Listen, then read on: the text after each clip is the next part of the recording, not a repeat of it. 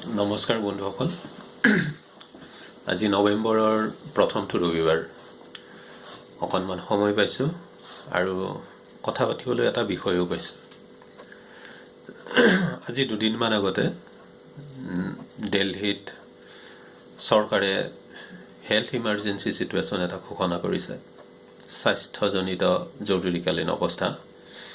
আৰু সেই মৰ্মে তাৰ বিদ্যালয়সমূহ, শৈক্ষিক প্ৰতিষ্ঠানসমূহ অহা মঙলবাৰলৈকে 5 তাৰিখলৈকে বন্ধ ঘোষণা কৰিছে, যাতে ল'ৰা ছোৱালীবোৰ, কণ কণ শিশু, মইনাহঁত বাহিৰলৈ ওলাই আহি দিল্লীৰ বিষাক্ত বতাহ সেৱন কৰি বিপদত পৰিব নালাগে।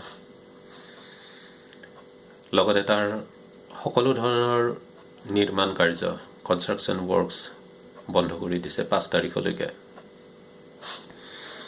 আৰু এইটো কৰিছে এয়াৰ কোৱালিটি ইণ্ডেক্স বুলি এটা হিচাপ আছে, তাৰ ওপৰত এয়াৰ কোৱালিটি ইণ্ডেক্সে 533 চুইছেগৈ আজি 3 দিনমান আগতে দিল্লীত। এই ইণ্ডেক্স মতে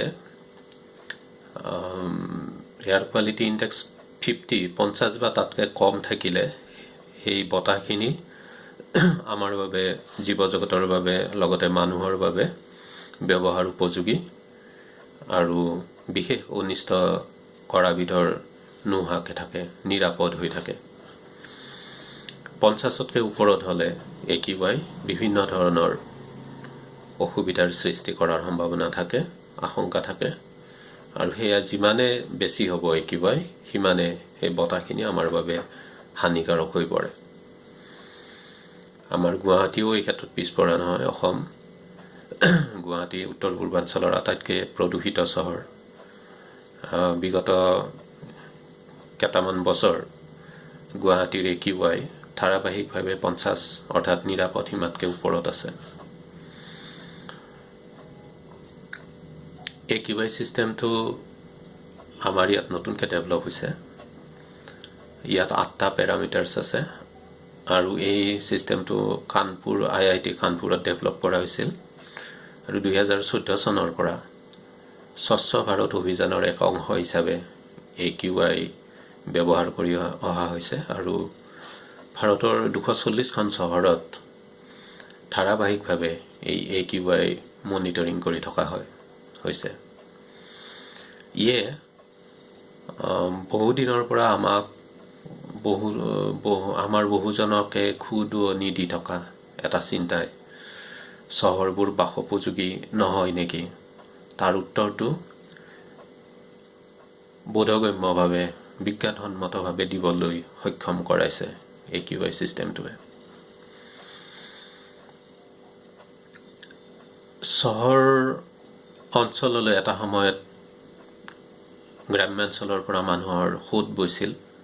গ্ৰাম্যাঞ্চলৰ মানুহ ঢাপলি মেলিছিল চহৰলৈ এটা নিৰাপদ, সুনিশ্চিত ভৱিষ্যতৰ নিশ্চয়তাৰ বাবে। লাহে লাহে এই ধাৰণাটো বদ্ধমূল হৈছিলে আমাৰ মানুহৰ মনত, যে এটা সুনিশ্চিত, নিৰাপদ, স্বাচ্ছন্দ্যপূৰ্ণ জীৱন চহৰতহে সম্ভৱ। আৰু ইয়ে লাহে লাহে এক অসুস্থ প্ৰতিযোগিতাৰ জন্ম দিয়াইছিল আমাৰ সমাজত। আৰু এই অসুস্থ প্ৰতিযোগিতাত তিষ্ঠি থাকি চহৰত প্ৰতিষ্ঠা লাভ কৰাৰ বাবে অধিক সংখ্যক বুলি ক'লে ভুল নহ'ব, চহৰ অধিবাসী অধিক সংখ্যক ব্যক্তিয়ে বিভিন্ন ধৰণৰ অনৈতিকতা, অসততা, স্বাৰ্থপৰতা, আত্মকেন্দ্ৰিকতা আদিৰ আশ্ৰয় ল'বলৈ বাধ্য হৈছিল। আৰু এটা সময়ত সেইটো গৈ তেওঁবিলাকৰ চৰিত্ৰ হৈ পৰিছিল। এনেকুৱা ধাৰণা এটা হৈছিল যে ধন সৰ্বস্ব, চহৰতহে জীৱন সুৰক্ষিত, আৰু সেই সুৰক্ষিত জীৱনৰ বাবে ধন অপৰিহাৰ্য, টকা পইচা অপৰিহাৰ্য। মানৱীয়তাবোধ, মানৱীয় সম্পৰ্ক, আত্মীয়তাবোধ, আৱেগ, এইবিলাক ধূলিত চাদ হৈ গৈছিল লাহে লাহে চহৰৰ পৰা। এতিয়াও নাই, বেয়া নাপাব কথাখিনি কোৱাৰ বাবে, কিন্তু সেয়া অপ্ৰিয় হ'লেও সত্য। অভিনয় আছে, কিন্তু চহৰৰ সম্পৰ্কবোৰত সত্যতা নাই। অভিনয় ভালকৈ কৰে। চহৰত তিষ্ঠি থাকিবলৈ যিসমূহ অসুবিধা বা সুবিধা নিৰ্ণায়ক হৈছিল, সেইসমূহ ধনেৰে ঠিক ঠাক কৰি ল'ব পৰা বাবে কিছু সংখ্যক ব্যক্তিয়ে এই ধাৰণাটো লাহে লাহে বদ্ধমূল হৈছিল। গৰম পৰিছে বেছিকৈ, AC এটা আনি লৈছে ধনেৰে। AC টো চলাবৰ বাবে ইলেক্ট্ৰিচিটি লাগে, সেয়াও ধনেৰে মেনেজ হয়। বাহিৰৰ পৰিৱেশ কদৰ্য, চাবলৈ মন নাই, লেতেৰা, গতিকে চৌহদৰ চৌপাশৰ ৱালখন ওখকৈ দি দিলে আমি সেইটো দেখা নাপাওঁ। ৱালখনো টকাৰে দিব পৰা যায়। গতিকে লাহে লাহে এই ধাৰণাটো বদ্ধমূল হ'ল যে টকাই সকলো কৰি দিব পাৰে, আৰু এই টকাৰ দৌৰত অসুস্থ প্ৰতিযোগিতাত মত্ত হৈ আমি সকলো বিসৰ্জন দিলোঁ, গৰিষ্ঠ সংখ্যকে। আমাৰ এটাই আশা আছিল এইসকল ব্যক্তিৰ, যে ইয়ে আমাক এটা সুনিশ্চিত নিৰাপদ ভৱিষ্যত নিজৰ বাবে তথা ভৱিষ্যত প্ৰজন্মৰ বাবে দিবলৈ সক্ষম হ'ব। নিৰাপত্তাৰ প্ৰথমটো কথাই হ'ল বাচি থকাটো, আৰু বাচি থাকিবলৈ আমাক প্ৰাথমিকভাৱে লাগিব খোৱা বা বাসস্থান বা অন্যান্য ব্যৱস্থাৰ আৰম্ভণিতে আমাক লাগিব বতাহখিনি। আমি নোখোৱাকৈ কিছুদিন থাকিব পাৰোঁ, ভাত নোখোৱাকৈ, আহাৰ নোখোৱাকৈ, পানী নোখোৱাকৈও কিছুদিন থাকিব পাৰিম, কিন্তু বতাহ নোহোৱাকৈ, উশাহ নোলোৱাকৈ হিচাপটো আমাৰ ছেকেণ্ডৰ, কিমান ছেকেণ্ড আমি থাকিব পাৰোঁ। আৰু এতিয়া দুৰ্ভাগ্যজনকভাৱে আটাইতকৈ সুৰক্ষিত বুলি ভবা সেই চহৰসমূহত এতিয়া সুৰক্ষাৰ হিচাপটো ছেকেণ্ডত হ'বলৈ লৈছে। টকাৰে আমি AC কিনিলোঁ, টকাৰে আমি ৱালখনো ওখকৈ দিলোঁ, কিন্তু এতিয়া বতাহ আমি কিমান কিনিম টকাৰে? এটা সময়ত প্ৰকৃতিক আমি হাঁহিবলৈ লৈছিলোঁ চহৰমুখী হৈ। চহৰ প্ৰকৃতি বিৰুদ্ধ, আৰু প্ৰকৃতি মানে হ'ল স্বাভাৱিকভাৱে যিবিলাক হৈছে, সেয়া চকুৰে দেখা বস্তুৱে হওক বা চকুৰে নেদেখা কিবাই হওক, সেইবিলাকেই প্ৰকৃতি। প্ৰকৃতিৰ তেতিয়াহ'লে দুটা কম্পনেণ্ট বুলি আমি ধৰি ল'ব পাৰোঁ: নদ নদী, পাহাৰ পৰ্বত, নদী নিজৰা, এইখিনি যিবিলাক আমি গছ লতিকা, যিবিলাক আমি চকুৰে দেখোঁ, এইবিলাক এটা। আৰু প্ৰকৃতি বুলি ক'লে স্থূলভাৱে আমি সেইখিনিকে বুজি আহিছোঁ। প্ৰকৃতিত আৰু এটা অংশ আছে, কিছুমান সম্পৰ্ক। মাইকী কুকুৰ এটাই কাহানিও তাৰ সন্তানকেইটাক নিজৰ পৰিচৰ্যাৰ পৰা বঞ্চিত কৰোৱা নাই, একো মূল্যৰ বিনিময়তে। এনেকুৱা কিছুমান সম্পৰ্ক যিবিলাক কোনেও শিকোৱা নাই, কিন্তু আমাৰ মানুহৰ ক্ষেত্ৰত চকুৰে দেখা প্ৰকৃতি বিৰুদ্ধ আচৰণ কৰাৰ উপৰিও এই বিভিন্ন সম্পৰ্কবিলাকক মূল্য দিয়াৰ সময়ত আমাক কিছুমান বেলেগ কাৰকে ক্ৰিয়া কৰিবলৈ লৈছে। আমি সেই সময়খিনি, মাকে পুতেকক সন্তানক দিবলগীয়া সময়খিনি, বোৱাৰীয়েকে বা পুতেকে বৃদ্ধ পিতৃ মাতৃক দিবলগীয়া সময়খিনি আমি যদি বেলেগত ব্যৱহাৰ কৰোঁ, আমি টকা আৰ্জন কৰিব পাৰোঁ। গতিকে এইসকল আমাৰ বাবে বাধা হৈ পৰিল, বাধা বুলি ভাবিবলৈ ল'লোঁ।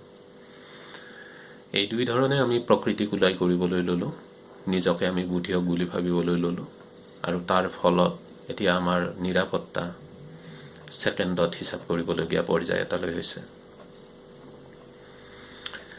ইয়াৰ বিপৰীতে যিসকলে গৈ আছিল বা এই সোঁতত চহৰমুখী সোঁতত চহৰত সুখ আৰু নিৰাপত্তা বিচৰা সোঁতত আমাৰ দৰে যিবিলাক বৈ যাব বিচৰা নাছিলোঁ তেওঁবিলাক কেতিয়াবা কনফিউজড হৈ গৈছিলোঁ আমিয়ে ভুল নেকি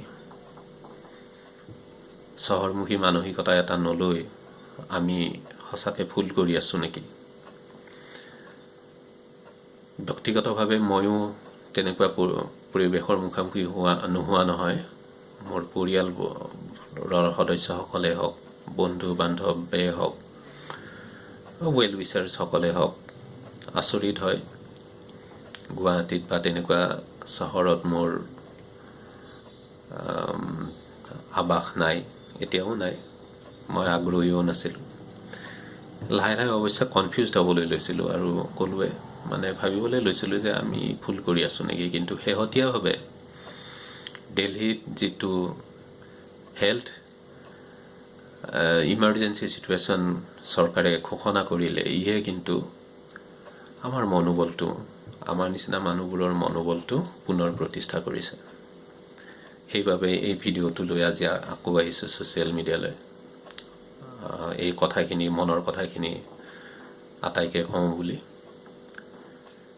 প্ৰকৃতিক আমি সন্মান কৰিবলৈ লওঁ প্ৰকৃতিক ধ্বংস কৰি আমি কোনেও নিৰাপদ হ'ব নোৱাৰোঁ আমাক যি নিৰাপত্তা লাগে আমি যি নিৰাপত্তাৰ যোগ্য অৰ্থাৎ আমাৰ প্ৰাপ্য নিৰাপত্তাখিনি আমাক প্ৰকৃতিয়ে দিব আৰু আকৌ কৈছোঁ সেই প্ৰকৃতি দুই ধৰণৰ আমি চকুৰে দেখা প্ৰকৃতি গছ লতিকা নদী পৰ্বত পাহাৰ নিজৰা এইবিলাক আৰু আন এটা যিটো আমি বহুতেই নাভাবোঁ স্বতঃস্ফূৰ্তভাৱে হোৱা আমাৰ সম্পৰ্কবোৰ যাক আমি এতিয়া মূল্য দিবলৈ পাহৰি গৈছোঁ মূল্য দিব লাগিলে সময় দিব লাগে গতিকে তালৈ আমি পুনৰবাৰ সন্মান জনাবলৈ শিকিব লাগিব প্ৰকৃতিলৈ আৰু এতিয়াও দেৰি হোৱা নাই আমি আমাৰ ভৱিষ্যত প্ৰজন্মৰ সুৰক্ষা ছেকেণ্ডত হিচাপ নকৰাকৈও চলিব পাৰোঁ ভৱিষ্যত প্ৰজন্মক তেনেকুৱাকৈও থৈ যাব পাৰোঁ যদি আমি আমাৰ ভুলৰ শুধৰণি উপযুক্ত সময়ত কৰি লওঁ আৰু দিল্লীৰ যিটো চিটুৱেশ্যন অৱস্থা এতিয়া ইয়ে আমাক নিশ্চয় এটা ভবাৰ অৱকাশ দিছে আমি ভাবোঁ নে নাভাবোঁ সেইটো আমাৰ নিজৰ কথা যদি আমি ভাবি আছোঁ যে আমি ইতিমধ্যেই বুদ্ধিয়ক তেতিয়াহ'লে নিশ্চয় এই অৱকাশ আমি গ্ৰহণ নকৰোঁ আৰু যদি আমি বুজি পাইছোঁ কিছু তেতিয়াহ'লে নিশ্চয় আত্মবিশ্লেষণ কৰিম আমি নাটক চাওঁ চিনেমা চাওঁ আৰু তাত নাটক বা চিনেমাবোৰত একোটা বহুৱা চৰিত্ৰ থাকে এই বহুৱা চৰিত্ৰবিলাকে মূল কাহিনীৰ সৈতে সম্পৰ্ক নথকা কিছুমান অদ্ভুত আচৰণ কৰে যিয়ে আমাক ৰস দিয়ে ভগৱানৰ সৃষ্টিৰ এই নাটকখনতো কেতিয়াবা এনেকুৱা লাগে আমাৰ বিশেষকৈ আনুষ্ঠানিক শিক্ষাৰে শিক্ষিত আৰু চহৰমুখী মানসিকতাৰ লোকসকলৰ আচৰণত ভগৱান বুলি যদি কিবা আছে সেই ভগৱানৰ সৃষ্টিৰ নাটকখনৰ বহুৱাবোৰ বেলেগ একো নহয় আমি নিজকে উন্নত বুলি ভবা নিজকে জীৱশ্ৰেষ্ঠ বুলি কোৱা মানুহবোৰে সেই বহুৱাটো আহক আমি বহুৱালি আৰু ভৱিষ্যত প্ৰজন্মৰ বাবে এটা সঁচা অৰ্থত সুৰক্ষিত ভৱিষ্যতৰ ব্যৱস্থা কৰি থৈ যাওঁ ধন্যবাদ শুভৰাত্ৰি